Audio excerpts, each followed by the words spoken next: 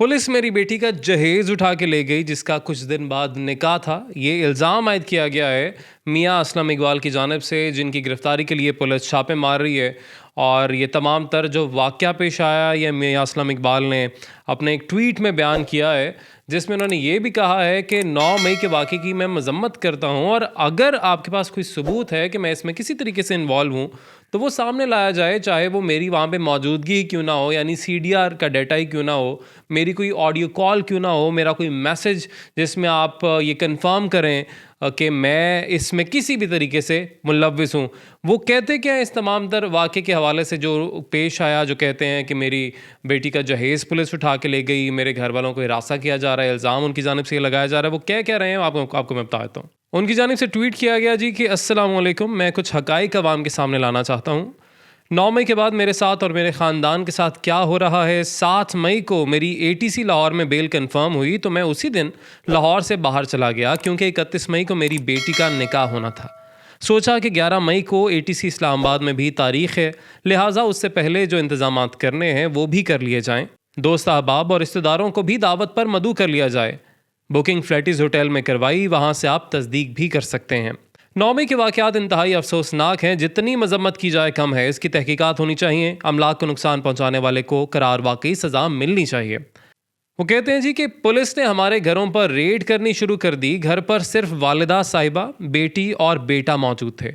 चंद रोज़ कबल तकरीबन रात 3 बजे मेरे घर के दरवाजे तोड़कर 30-40 लोग दाखिल हुए और बदतमीज़ी शुरू कर दी और कहा कि वो कातिल किधर है, उसको नहीं छोड़ेंगे। मेरी अहलिया नमाज तहज्जुद पढ़ रही थी, जबकि बेटी और बेटा अपने कमरे में थे। वालिदा साहिबा की उम्र 85 साल है, ऑक्सीजन पर हैं। इस ट्वीट में उन्होंने निगरान पंजाब हुकूमत और पुलिस को मेंशन किया और कहा कि आपके मुहाफिजों ने ये क्या किया है। घर में मौजूद जहेज का कीमती सामान और 7 लाख रुपए नकद और DVR लेकर चले गए। मेरी वालिदा साहिबा चीखती रहीं कि ऐसा ना करो।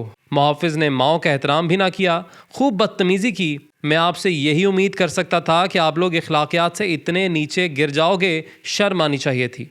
मैं ऐसे निज़ाम और मुहाफ़िज़ों पर लानत भेजता हूँ। आप समझ रहे होंगे कि ये सदा ऐसे ही चलना है। बेशक हर रात के बाद सुबह, हर मुश्किल के बाद आसानी और हर आजमाइश के बाद उसका सिला है। अल्लाह सब्र करने वालों के साथ है। बेटी का निकाह मनसूख किया क्योंकि सामान तो मेरे पंजाब के मुहाफ़िज़ ही लूट कर ले गए।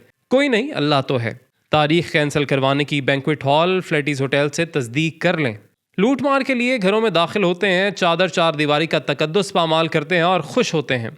मेरी बड़ी बहनों के घरों में 2-2 दफा रेड किया जा चुका है और तोड़ फोड़ के साथ जो हाथ लगा मेरे मुहाफिज साथ ले गए। उन्होंने कहा कि बहनें, बेटियां और माएँ तो सांझी होती हैं। आप सबकी असलियत तो मेरे से ज्यादा कोई नहीं जानता।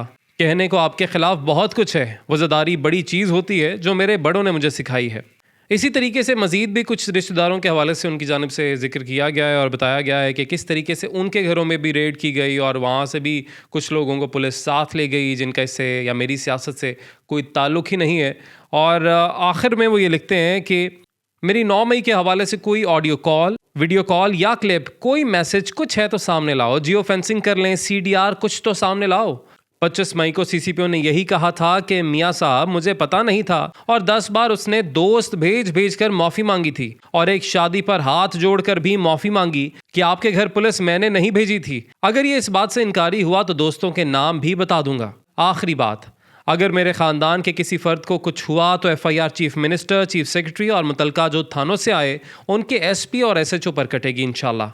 तो नाज़रीन, ये दावा किया गया है मियाँ असलम इकबाल की जानिब से और यकीनी तौर पर बड़ी तशवीशनाक सूरत हाल है अगर तो ये इल्ज़ामात दुरुस्त हैं। और ज़ाहिर है इस हवाले से नोटिस भी लिया जाना चाहिए, इस पर तहकीकात भी होनी चाहिए कि अगर कोई शख्स इन तमाम तर चीज़ों में जो 9 मई का वाक़या पेश आया उसमें मुलव्विस नहीं था और वो कह रहा है कि अगर हूँ तो सबूत ले और मुझे पकड़ लो, लेकिन अगर कोई उसमें मुलव्विस नहीं था तो फिर उनके ख़िलाफ़ क्यों पकड़ दकड़ उनकी की जा रही है, गिरफ़्तारियाँ क्यों हो रही हैं।